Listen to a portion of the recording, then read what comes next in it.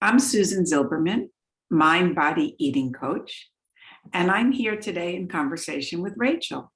What brought you to mindful eating in the first place? I have a young son, and he had a lot of eating issues, and I was getting very anxious about his eating. And I did some soul searching, using the work of Byron Katie, and just helping me realize that I couldn't change him and his eating issues, but it forced me to look at myself and my own eating issues. And so I was just coming to that realization that I needed to work on my own eating. And then your ad popped up in the newspaper. So I felt like there was a sign. It can be very difficult for us to separate from whoever's struggle we're dealing with. And so the idea that you needed some help for you in order to step back from your son so that he could be on his journey and you could be on yours, all the while being a supportive bookend for him. Yeah, exactly. So, what was it like at the beginning, and what were you hoping to shift in your relationship with food, weight, body image? Now that you asked me that on our first session, you're like, what's your goal? And I was like, I want to feel sexy. And it's so funny because, yeah, I do want to feel sexy, but like that's not a goal in my life as much anymore. Like my goals have changed from the journey. I think now my goal is to be in the journey more. The journey of eating, the journey of life, just being in my body in the moment, not forcing myself to feel a certain way or look a certain way. Yeah. So Interesting. our work changed me. Yeah.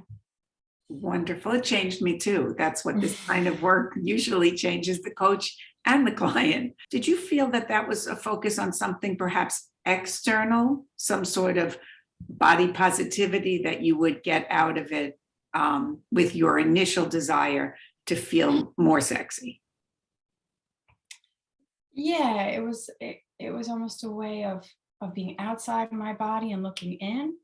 And now like imagining myself looking a certain way and feeling a certain way. And now it's more an internal like peace, and presence and slow versus sexy. I don't know. So you were looking at something external that the world might see, or you might see when looking at yourself, and actually found yourself able to go inside your body and look out. The body image is simply our perception of what we see. Do you see something different when you look in the mirror? I mean, I look very different. Like our work caused me to lose like I don't even know because I don't weigh myself because that's not the point of the work, but I think I lost like 50 pounds with our work.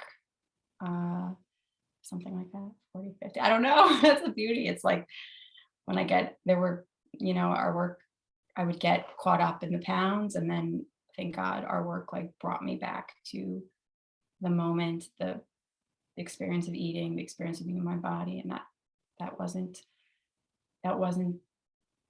I knew if I was focusing on the numbers and I wasn't focusing on what was actually the work. We cannot weigh, measure, and sort of punish and not like our bodies into shifting their shape.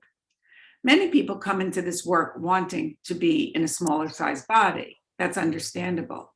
But I'm so glad that through the work, you realize that the number on the scale wasn't necessarily the measure of your success or the measure of achieving your intention. Yeah. I mean, that's been a constant struggle because I do have like, I've had like many, many years of ingrained, I want to be this weight. And it's kind of, when I get that thought, it's seductive to go back to that because that's been my pattern for so many years.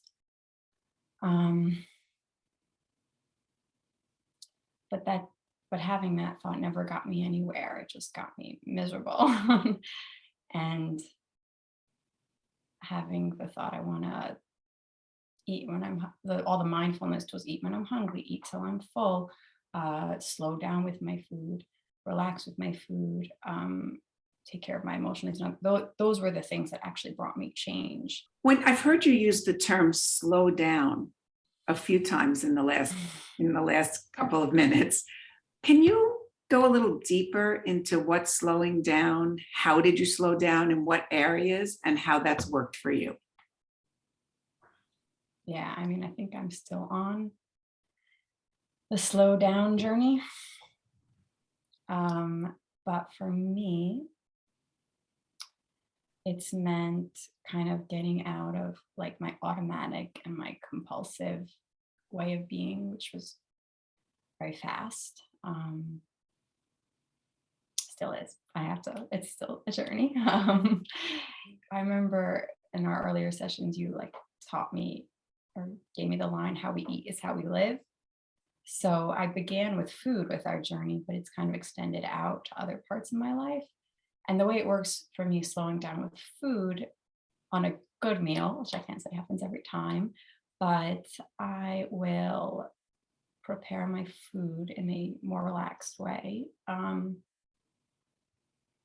even if I don't, the beauty of this is you can start at any point. I could say, like, oh, I just prepared it really quickly and now I'm sitting down. I can start from there. But then I'll look at my food for a minute before eating it and try to just notice the colors, notice the textures, notice if it's hot, cold, whatever it looks like, just kind of seeing without doing. Smell it, breathe, notice how I'm feeling to be around food. Because sometimes being around food can bring up certain emotions for me. Even like the little things, like I'll slowly bring the fork to my mouth. I'll notice myself eating fast and then I'll be like, let me slow that a little bit because I can. And it's just a way of getting out of the automatic. I love the confidence with which you say, I can. In other words, there are tools to mindful eating that I presented to you and you have been practicing, as you got them, you've been practicing them. And then there's that confidence of saying, I slow down because I can. I also picked up that you said a good meal. Can you describe for us what a good meal is like? The how, what, where, when, and why of it? I guess I can give you an example. Just before we met, I was feeling a little queasy. And so I grabbed some pizza chips, and ordinarily that wouldn't necessarily doesn't like do it for me because it's just pizza chips. But today I wanted it. So I took what I think my body wanted and needed. So I listened to my body instead of listening to my mind, which says, no, fruits and vegetables are healthy. Like you need to eat that. But like, that's not what my body would have wanted in that moment. I sat sometimes when I eat chips, like I'll be on the run, I'll just grab something, but sitting is, I find an important part of a good feeling meal. I tasted the chips. I tried to like feel the crunch. I also tried not to grab for the next chip as I was eating the chip that I was eating. The small little things, but the little things make a big difference. Which tool of mindful eating that you might recall was the most helpful for you? For me, what's been really helpful is when I notice that I'm full, I take my plate off the table and I try to remove myself from my chair when I can. I can't say I do it all the time, but that's been very useful for me because overeating was my issue, kind of like taking seconds when I didn't really need it, out of habit almost. And now I'm trying to break that habit by disrupting that cycle. There are signals that we can give to ourselves, to a waiter or waitress in a restaurant, to the other people around us that we've had enough. Physically clearing your plate, putting your napkin on your plate, which probably precludes further eating. But we're kind of wired to, oh, we're at a table, there's food on the table. So our job in that way is to eat. And for as long as the food is there and we're still at the table, we have to check in with ourselves to say, wait a second, I'm still eating, but my stomach, which I always demonstrate is here and this size, my stomach can't hold all of that food. And by checking in with your body, you realize you've had enough and do something to definitely tell yourself and perhaps other people around you, I'm finished.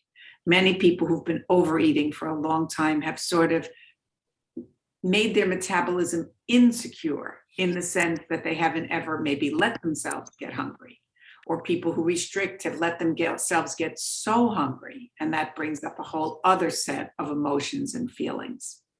How have other people reacted to the changes in you, both internal and in what people see?